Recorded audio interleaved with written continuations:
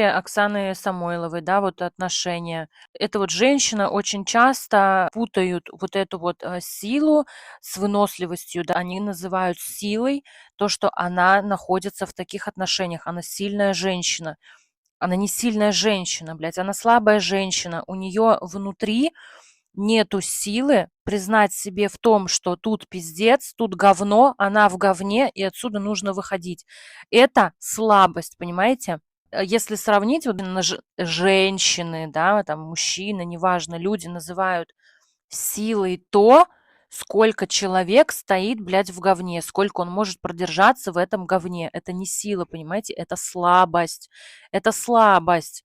Пока ты стоишь в этом говне и орешь оттуда, что со мной так нельзя, это слабость, понимаете? Сила, она сила проявляется в тот момент, когда ты встаешь, выходишь и говоришь: пошел нахуй.